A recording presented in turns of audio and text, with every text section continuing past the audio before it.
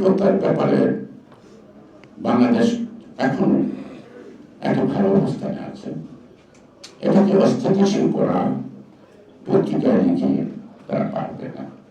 তবে আমাদের দেশের মানুষ আশা করে তার পাল্টা উত্তরটা, সঠিক চিত্রটা আমাদের পত্র পত্রিকায় প্রতিনিধিত্ব যতদিন তারা না থাকে, তাইলে কিন্তু ভারত এবং বাংলাদেশের যারা ফরেন পলিসি নিয়ে বৈঠক করবেন, যিনি আজকে আসছেন, তাহলে তারাও কিন্তু কিছু শিক্ষা নিতে পারে।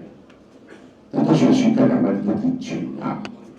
আজকে কলকাতার মিছিল নামছে, এই যে ভারত ভিসা বন্ধ করছে, এটা একটা স্বাধীন দেশ হিসেবে আমাদের আত্মসম্মানে লাগে, তাই না? কিন্তু ভারত যদি অনাধিকারের জন্য ভিসাটা বন্ধ রাখে, তাহলে ভারত অভিজ্ঞতা দিবে। কারণ কলকাতা না, দিল্লি, কেরালা, ব্যাঙ্গালোর, যত জায়গায় চেন্নাই, সব জায়গায় ধর্মঘট হবে, ডাক্তার অনশন করবে। কারণ আজ থেকে 6 বছর আগে একটা জার্নাল, সেখানে দেখা গেছিল ভারতের স্বাস্থ্য খাতে রাজস্ব আয় 64% সোর্স বাংলাদেশ, আর 36% হলো ভারত। যেখানে ভারতে 140 কোটি লোক, তার থেকে 36% আর্ন করে রাজস্ব, আর বাংলাদেশের 17 কোটি লোক থেকে তারা রাজস্ব আর্ন করে স্বাস্থ্য খাতে মাত্র 64%।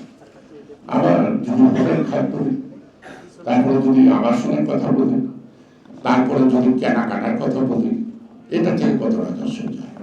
কারণ আমরা we are very much choosy, আমরা ধার করে ঘি খাই, আমরা প্রয়োজনে কাপড় কিনি না, নতুন কাপড় দিয়ে কিনি। এটা কিন্তু ভারতবর্ষে নেই, কারণ যত ধনী লোক হোক, কারণ আমরা অনেকটাই এই ব্যাপারে বিলাসী। তো সেই কারণে চিকিৎসা শেষে যাই হোক, বোর জন্য হোক, মেয়ের জন্য হোক, নিজের জন্য হোক, কিছু না কিছু না কিনে ঢাকায় আসি। আবার বাংলাদেশের লোকদের যে সকল কাপড় না বাংলাদেশে পান, আপনি ভারতে গেলে সে কাপড় পাবেন না। যদি আপনার গলার ভাষায় বুঝেছি সাথে বাংলাদেশে, তখন সেই কাপড় বের করবে। ইন্ডিয়ানদের কাছে কাপড় বিক্রি বের করবেন, এই জন্য ইন্ডিয়ানরা ওই কাপড় করবে না। ইন্ডিয়ানরা 2000 টাকা শাল করে যথেষ্ট, বাংলাদেশের লোকরা গেলে 2 লাখ 3 লাখ টাকা শাল খুঁজে, এটা কলকাতার মার্কেটে পাওয়া কষ্ট হয়। তো সেই ক্ষেত্রে যে বাণিজ্য ঘাটতি মোর দেন 90% ভারতের সাথে। আমরা তো ইলিশ মাছ পাঠাই, পাই কত, আর তারা তো সবই পাঠায়, সুতরাং তার ন্যায় কত।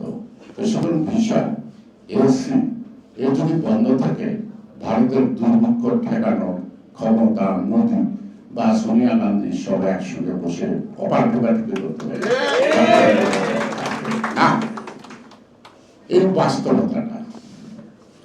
এই বাস্তবতাটা রেখে তারা এখন তাদের permanent friend political party Awami League and Hasina, এর বাইরে তারা আন্তর্জাতিক যে রীতিনীতি আছে, যেই সরকার আসুক, চেয়ার পাল্টাবে, কিন্তু রায় পাল্টাবে না। চেয়ার পাল্টাবে, ফরেন পলিসি পাল্টাবে না। বাংলাদেশে একটা ফরেন পলিসি আছে তো, বা এখানে দোস্তি যতটুকু আছে, দ্যাট ইজ আওয়ার ম্যাটার, আমরা এটাকে কতটুকু রিফর্ম করবো। কিন্তু আমরা তো বলেছি সকল দেশের সাথে বন্ধুত্ব, কিন্তু কোনো প্রভুত্ব না। এই সোজা কথাটা, এই যে কানেক্টিভিটিটা, আর আমার ফরেন পলিসি শুধু ভারতের সাথে কেন, সারা বিশ্বের সাথে আমার ফরেন পলিসি থাকতে হবে।